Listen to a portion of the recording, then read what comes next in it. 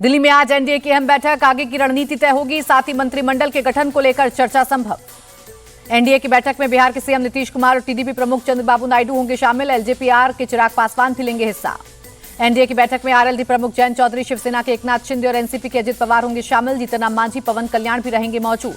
आज इंडिया गठबंधन की भी होगी बैठक। गठबंधन के सभी दलों के नेता होंगे शामिल। आगे की रणनीति पर होगी चर्चा।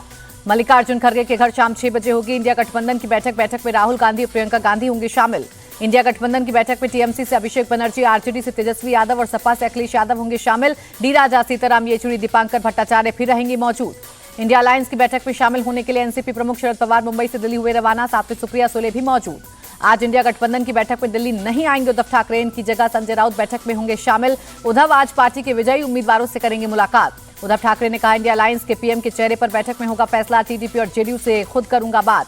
पीएम मोदी के शपथ ग्रहण की तैयारी शुरू। राष्ट्रपति भवन में 5 से 9 जून के बीच हो सकता है शपथ ग्रहण समारोह। 5 से 9 जून तक आम लोगों के लिए बंद रहेगा राष्ट्रपति भवन। शपथ ग्रहण की तैयारियों के लिए रहेगा बंद।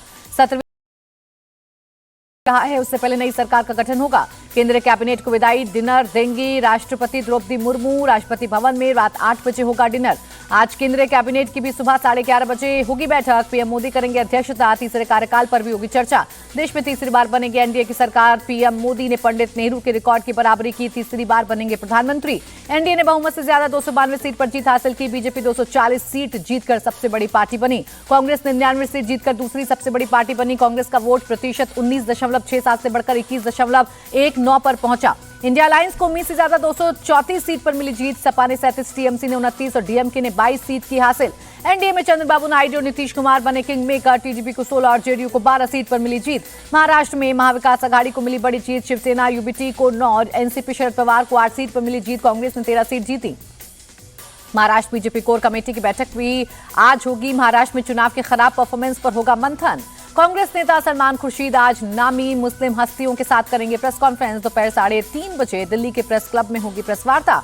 एनडीए की जीत के बाद पीएम मोदी का बीजेपी हेडक्वार्टर में हुआ स्वागत। पीएम मोदी ने जीत को बताया लोकतंत्र संविधान में विश्वास की जीत। पीएम मोदी ने इंडिया अलायंस पर किया अटैक। कहा, विरोधी एकजुट होकर उतनी सीटें नहीं जीत पाए जितना बीजेपी अकेले जीती है। पीएम मोदी ने तीसरे कार्यकाल में बड़े फैसले लेने के दिए संकेत। कहा, तीसरा कार्यकाल देश बड़े फैसलों का नया अध्याय लिखेगा, ये मोदी की गारंटी है। पीएम मोदी ने कहा, इस जनादेश के कई पहलू हैं। 1962 के बाद पहली बार कोई सरकार अपने 2 कार्यकाल पूरा करने के बाद तीसरी बार वापस आई। पीएम मोदी ने जीत को बताया भावुक करने वाला पल। कहा, मां के जाने के बाद ये पहला चुनाव था और देश की करोड़ों माता बहनों ने मुझे मां की कमी नहीं खलने दी। पीएम मोदी ने मंच से चंद्रबाबू नायडू और नीतीश कुमार का किया जिक्र। कहा, आंध्र प्रदेश में चंद्रबाबू नायडू और बिहार में नीतीश कुमार के नेतृत्व में एनडीए ने किया शानदार प्रदर्शन। पीएम मोदी ने ओडिशा में जीत का भी किया जिक्र। यह पहली बार होगा जब जगन्नाथ की धरती पर बीजेपी का सीएम होगा। पीएम मोदी ने विकसित भारत का संकल्प दोहराया। कहा, हमारे सामने एक महान संकल्प है और तीसरी बार जनता का आशीर्वाद हमारा हौसला बढ़ाता है। पीएम मोदी से पहले पार्टी जेपी अध्यक्ष जेपी नड्डा ने किया कार्यकर्ताओं को संबोधित। कहा, कुछ लोग 30-40 सीटें जीतकर धूम मचाने लगते हैं, वो भूल जाते हैं देश मोदी के साथ है। जेपी नड्डा ने ओडिशा में बीजेपी की जीत का किया जिक्र। कहा, आज ओडिशा में हम सरकार बनाने जा रहे। बंगाल में भी 3 से 77 सीट पर पहुंच गए,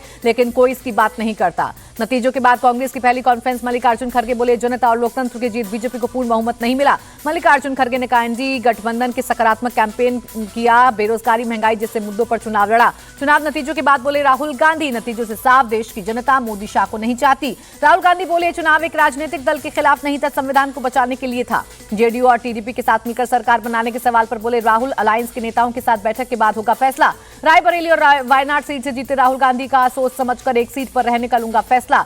सीएम ममता बनर्जी ने कहा, पीएम ने बहुमत का आंकड़ा पार नहीं किया, उन्हें देना चाहिए इस्तीफा। ममता बनर्जी ने पीएम मोदी पर साधा निशाना। कहा, वो अब सरकार बनाने के लिए सीएम नीतीश और चंद्रबाबू नायडू के आगे झुक रहे। रिजल्ट को लेकर शरद पवार का बयान। इंडिया अलायंस ने किया उम्मीद से बेहतर प्रदर्शन, बीजेपी को लोगों ने सिखाया सबक। संजय राउत ने कहा, महाराष्ट्र, यूपी और बंगाल ने खेला किया, अब बीजेपी वाले सबको हाथ जोड़ रहे। चुनावी नतीजों पर बोले आप सांसद संजय सिंह, जनता समझ गई थी 400 सीट मिली तो ये संविधान बदल देंगे। असम के धुबरी में कांग्रेस के रकीबुल हसन ने 10 लाख 12 लाख के अंतर से जीत हासिल की। एआईयूडीएफ चीफ बदरुद्दीन अजमल को दी शिकस्त। एमपी के विदिशा सीट से 8,20,000 से ज्यादा वोट से जीते बीजेपी कैंडिडेट शिवराज सिंह चौहान। दूसरे नंबर पर आए कांग्रेस के प्रताप भानु मेहता। चुनाव नतीजों के बाद अमेरिका से आए पीएम मोदी के लिए बधाई संदेश। विदेश मंत्रालय के प्रवक्ता मैथ्यू मिलर ने कहा, दोनों देशों की सरकार और जनता के बीच करीबी संबंध जारी रहेंगे। इटली की पीएम जियोर्जिया मेलोनी ने पीएम मोदी को भेजा बधाई संदेश। लिखा, नई चुनावी जीत के लिए बधाई और अच्छे काम के लिए शुभकामनाएं। नेपाल के पीएम पुष्प कमल दहल प्रचंड ने पीएम मोदी को दी शुभकामनाएं। लिखा, हम भारत के लोगों की उत्साही भागीदारी के साथ दुनिया के सबसे बड़े लोकतंत्र अभ्यास के सफल समापन पर खुश हैं। मालदीव के राष्ट्रपति मोहम्मद मुइजू ने ट्वीट कर पीएम मोदी को दी जीत की शुभकामनाएं। दोनों देशों के बीच आपसी संबंध को और समृद्ध करने की जताई उम्मीद। पीएम मोदी को सैंड आर्टिस्ट सुदर्शन पटनायक ने दी जीत की बधाई। पुरी के समुद्र तट पर बनाई कमल और पीएम मोदी की कलाकृति।